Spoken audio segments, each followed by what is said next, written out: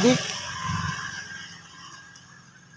కంపెనీడు ఏదైతే కాలువ చేసిండో ఈ కాలువ ఆడి కంపెనీ నీళ్ళు మొత్తం కూడా ఇక్కడ ఒక పైపు పెట్టిండు బాత్రూమ్ నీళ్ళు పోవడానికి, తర్వాత ఆ షెడ్ వాటర్ పోవడానికి మాత్రం ఒక కాలువ వేసి పెట్టిండు. వర్షం అయితే ఏదో ఆ వర్షం నీళ్ళు మొత్తం వచ్చి గుళ్ళో పోతున్నాయి. దీనిపైన స్పందించే దమ్ము ధైర్యం ఉన్న నాయకుడు ఎవడు కృష్ణపూర్లో లేడని నాకు అర్థమైంది. కానీ నేనే కమిషనర్తో మాట్లాడి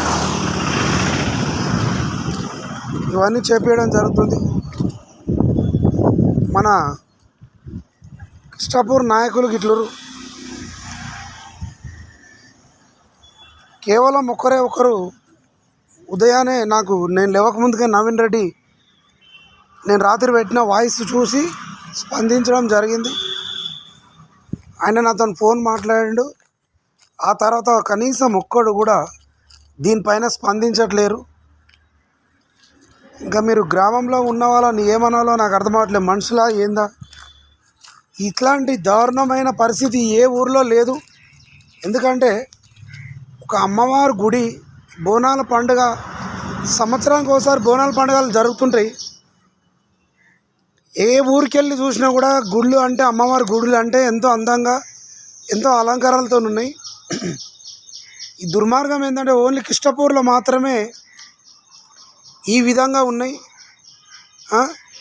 అమ్మవారి టెంపుల్ ఈ టైంలో అమ్మవారి టెంపుల్ అంటే కలకలలాడుతూ ఉండాలి.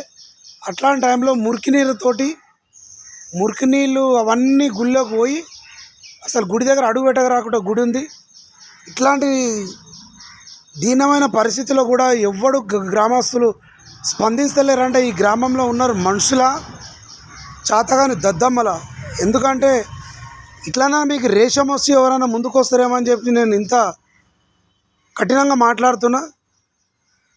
కనీసం ఇప్పటికైనా మీకు సోయి రావాలని చెప్పేసి నేను మీ అందరినీ ఇట్లా మాట్లాడడం జరుగుతుంది. ఎందుకంటే అమ్మవారి గుడికాడ ఓడో ఎక్కడికెళ్ళో వచ్చినోడు కంపెనీ కట్టి మన అమ్మవారి గుడి ఇట్లా మునిగిపోవడానికి కారణమైతే కూడా ఎవరికి చేతగా కూడా ముందుకు రావట్లేరంటే మరి ఎంత చేతగాని దద్దమ్మలు మీరు అనేది నాకు అర్థమైతలేదు. కనీసం నా మాటల కానీ మీకు రేషం వస్తుందని చెప్పేసి నేను ఈ విధంగా మాట్లాడుతున్నా.